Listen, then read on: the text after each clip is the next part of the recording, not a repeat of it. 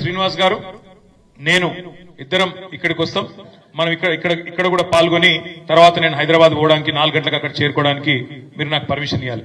ఆ రోజు ప్రోగ్రామ్ ఏంది అంటే మనం కేసీఆర్ గారు దీక్ష ప్రారంభించిన రోజు కాబట్టి ముందుగా తెలంగాణ తల్లికి దండేసి అక్కడి నుంచి తర్వాత అమరవీరుల స్తూపానికి నివాళులు అర్పించి మరి కేసీఆర్ గారికి కూడా మనందరం ఒకసారి అందరం మన పార్టీ నాయకులు కార్యకర్తలందరం ధన్యవాదాలు చెప్తూ మంచి కార్యక్రమాలు చేసుకుంటూ సాంస్కృతిక కార్యక్రమాలతో ప్రారంభించుకుంటాం.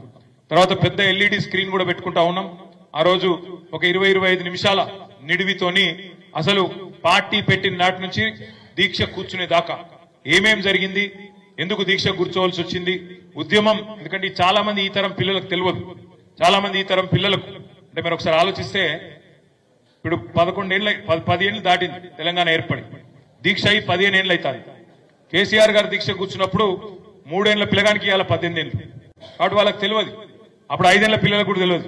కాబట్టి వాళ్ళందరికీ ఈ తరానికి కూడా మనం చెప్పుకోవాలి అంటే తప్పకుండా అప్పుడు ఏం జరిగింది, ఆనాడు చరిత్ర ఏందనేది కూడా ఒక్కసారి చెప్పాలి. కాబట్టి 2001లో పార్టీ పెట్టిన నాటి నుంచి 14 దాకా ఏం జరిగింది, మధ్యలో దీక్ష అప్పుడు ఏం జరిగింది, ఇవన్నీ కూడా వీటి సంకలనంగా మనం ఒక చక్కటి డాక్యుమెంటరీ కూడా తయారు చేయించినాం పార్టీ హెడ్ ఆఫీస్ లో. దాన్ని మీ అందరికి పంపిస్తాం. కాబట్టి ఇక్కడ ఎల్ఈడి స్క్రీన్ పెట్టి దాన్ని కూడా మనం చూపెట్టాల్సి ఉంటుంది.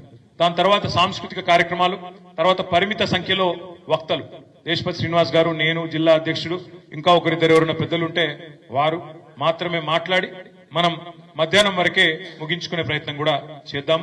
తద్వారా మొత్తం 33 జిల్లా పార్టీ కార్యాలయాల్లో రాష్ట్ర వ్యాప్తంగా ప్రతి చోట కూడా 2000 నుంచి 3000కు తగ్గకుండా బ్రహ్మాండమైన కార్యక్రమం, హైదరాబాద్ లో అయితే 10-15 వేల మందితోని బ్రహ్మాండమైన కార్యక్రమాన్ని ఆ రోజు చేసుకోబోతా ఉన్నాం. 29 నాడు దీక్షా దివస్, కేసీఆర్ గారు దీక్షకు సంకల్పించిన రోజు.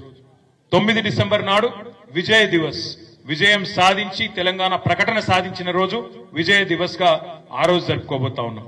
మరి 9 నాడు ఏం చేయాలి అంటే మొత్తం రాష్ట్ర వ్యాప్తంగా ఏ గ్రామంలో ఉంటే ఆ గ్రామం, ఏ మండలంలో ఉంటే ఆ మండలం, లేదా నియోజకవర్గ కేంద్రం గాని పట్టణ కేంద్రం గాని ఉంటే ఆ పట్టణ కేంద్రంలో తెలంగాణ తల్లి విగ్రహాలు ఎక్కడెక్కడ ఉంటే అక్కడ క్షీరాభిషేకాలు, పాలాభిషేకాలు చేసి కుదిరితే బ్రహ్మాండంగా ఎక్కడికక్కడ మన వాళ్ళందరం కూడా గ్యాదర్ అయి ఆ రోజు మళ్ళొక్కసారి ఒకవేళ తెలంగాణ తల్లి విగ్రహం లేదనుకోండి, అంబేద్కర్ విగ్రహం ఉంటది, అంబేద్కర్ విగ్రహానికి పాలాభిషేకం చేసి, ఎందుకంటే అంబేద్కర్ రాసిన రాజ్యాంగం ఆధారంగానే మన తెలంగాణ సాధించుకున్నాం. కాబట్టి అయితే తెలంగాణ తల్లి ఉంటే తెలంగాణ తల్లి, లేదా అంబేద్కర్ లేదా రెండు ఉంటే రెండింటికి కూడా బ్రహ్మాండంగా రాష్ట్ర వ్యాప్తంగా చక్కగా పాలాభిషేకాలు చేసి ఎక్కడికక్కడ ధన్యవాదాలు చెప్పి